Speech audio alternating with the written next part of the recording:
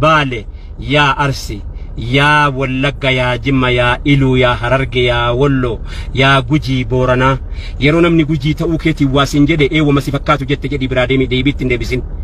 Of arrabse waan ta'eef, ofii waa jedhe waan ta'eef. Yeroo inni Arsoomaan si tuqeera ta'e akaakuu ofii hin beeyne, of hin beeyne, tarii waan kaleessa dabarfatte hin beeyne.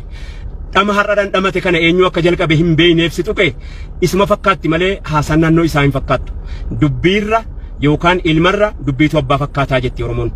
Kana waan ta'eef hawaasa keenya wanni deemee dhufu hundisaa waan tokkummaa keenya diigu waan ta'eef jecha abbaan barbaade feesbuukii hiree argadheera jedhee waan barbaade naannoo keenya si galtee ani yeroo naannoo namni hamuma ofii yaaddu hamuma ofii geessu naannoo amma naannoo tokko yennuu si maqaa dhooftee tuqxu diinqa ofii tuquu ofii hin beektu.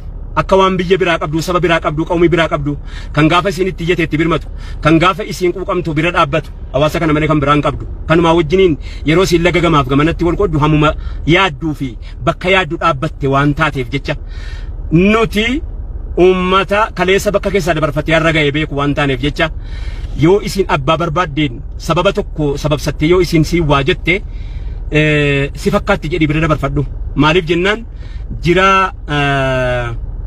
jira ajjeesuun jalaa callisuudha jettee Oromoon.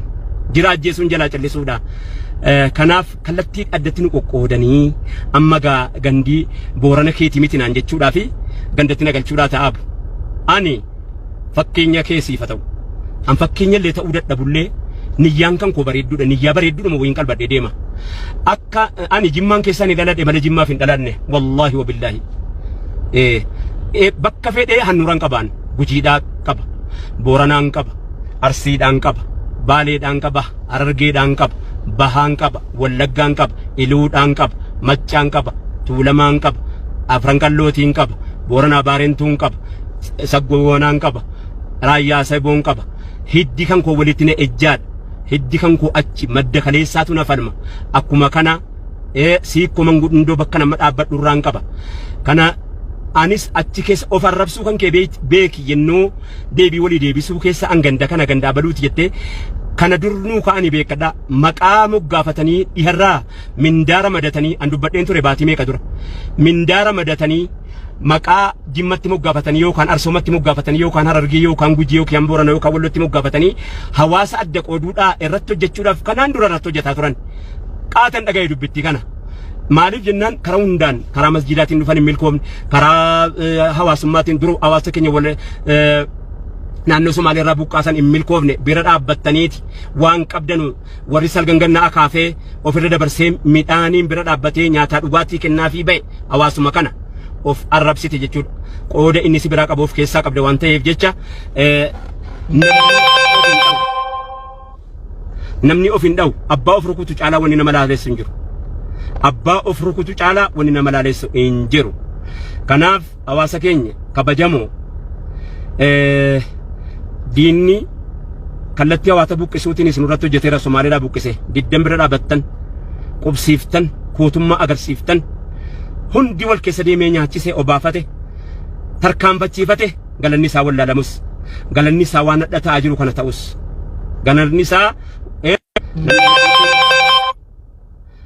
wuciitii nyaatame cabsamus galanni isaa bakka amma jiru kana ta'us nyaachiftan obaaftan tarkaanfachiiftan arraangeessan amma sitti fufna biiznillaahi ta'ala rabbiin keenya waan nu baaneef waan beekuuf barayyuu nu miidha wallaahi nu wajjin jira biiznillaahi ta'ala namni rabbii gaarii qabu namni rabbii waa meeqa keessa hulluuqsisee tarkaanfachiisee arraan nu ga'e qabu dhaban insha Allah nu gargaara ammallee haquma biraa dhaabbannu garuu haqni gandan qabu haqni daangaan qabu haqni lagaa gamanan qabu haqa bira dhaabbachuu dubbiin wanni nuti nu feesisu namni haqa bira dhaabbannaan immoo wallaahi rabbiitu isaa wajjiniin jira haqni firan qabu kanuma nama hundaati kanuma abbaa miidhameeti haqni dhiigan qabu hiddan qabu sanyiin qabu gosan qabu akkan haqni haqa kan abbaa fedhe haa ta'u eessayyuu haa jiraatu ati haqa bira dhaabbatteenaan wallaahi wabillaahi rabbiin keessi bira dhaabbata injifataadhaati yoomiyyuu taanaan kana du'aayii walii godhaa inni na jibbus inni na jaallatus kooti ana biratti dhaadannoon konkoo na jibbeef anaa diinaa miti na jibbi malee kooti inni na jibbeef immoo nan beekuufi waan ani isaaf ta'e wallaaleeti najibbe yoo najibbaa jiraate kanaaf hamman isaaf ga'u hamman isaaf yaadu wallaalee najibbe waan ta'eef ana jibbuun isaa diinan gootu wallahi hin gootu najibbus kooti inni na jaallatu kooti inni halaalatti na laalu kooti hamma kana dubbiin kanaa jecha